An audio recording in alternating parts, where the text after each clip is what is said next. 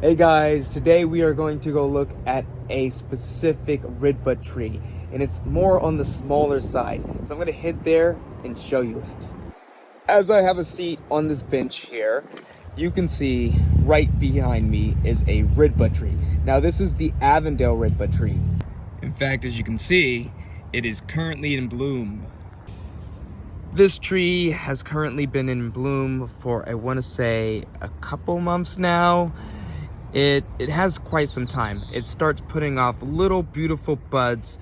It then opens up to nice and fluffy flowers.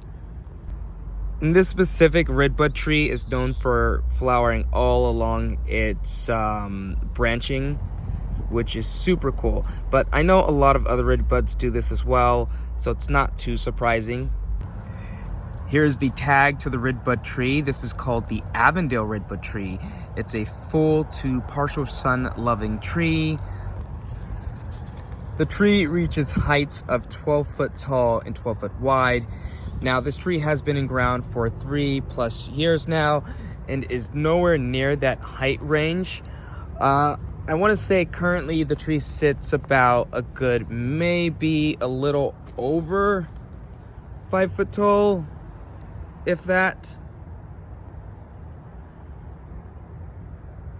The way I planted this was to where I wanted kind of these echoes of red and pinkish colors. So you can see the redbud here, and then a Japanese maple tree that gets more on the brownish red side.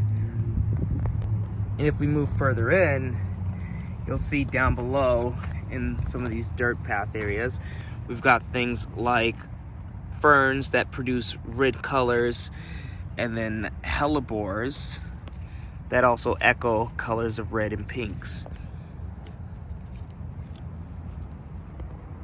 And that's not to mention the autumn joy sedum that makes its way throughout here. These guys will put on flowers that are kind of on the pinkish red side as we get close to fall.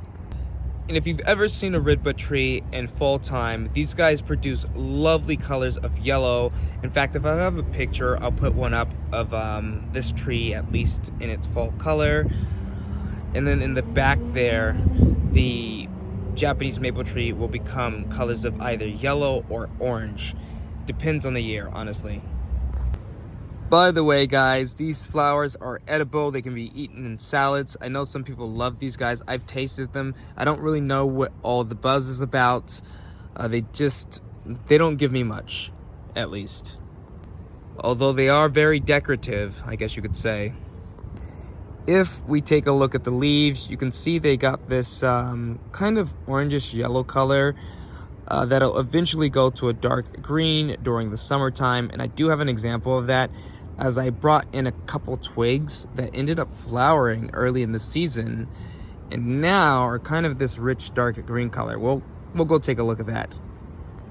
So here we are looking at the little twigs that were brought indoors.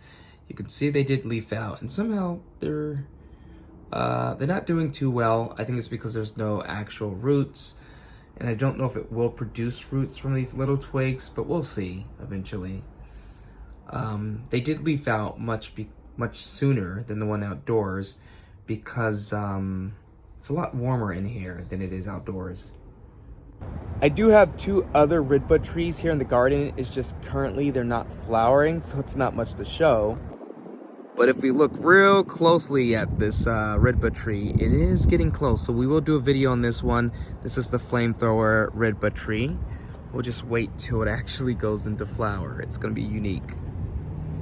But alright guys, we do have other redbud trees in the garden. We just won't be showing them till they decide to do something. But I will see you guys next time. Peace.